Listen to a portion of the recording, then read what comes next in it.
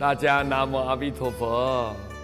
师父啊，非常喜欢来为各位介绍这为什么要念佛的道理。为什么要念佛？念佛跟你有什么关系？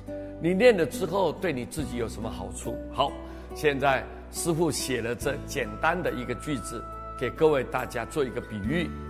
这个极乐净土妙无比呀，就是极乐世界啊，那个清净的国土啊，是非常的微妙，没有办法来形容的，没有办法用任何的地方来比较的，没办法比较。因为极乐世界啊，太幸福了，太逍遥了，太快乐了，所以叫妙无比呀，很微妙，没有办法来比较。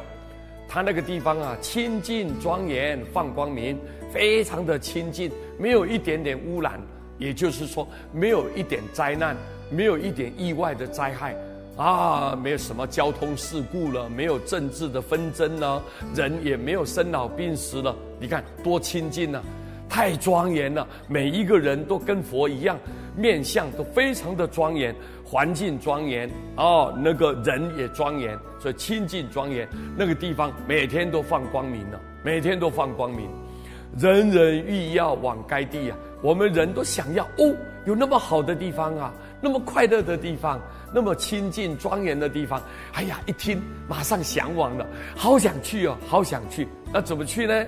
专称佛名，佛其喜。只要你一向专称，好好的念南无阿弥陀佛6字洪名，把南无阿弥陀佛老老实实的记在内心当中，这是佛所允许的，佛所期待的，佛所期待的。只要大家按照佛的本意，好好的念佛，个个都能往生，人人都能成就。所有不管罪恶的凡夫，也是未来绝对充满无限的希望。所以我们一定要发愿到极乐世界，不要再受到6道轮回了。怎么去？念佛就有资格可以去，你有条件可以去的。谢谢大家，南无阿弥陀佛。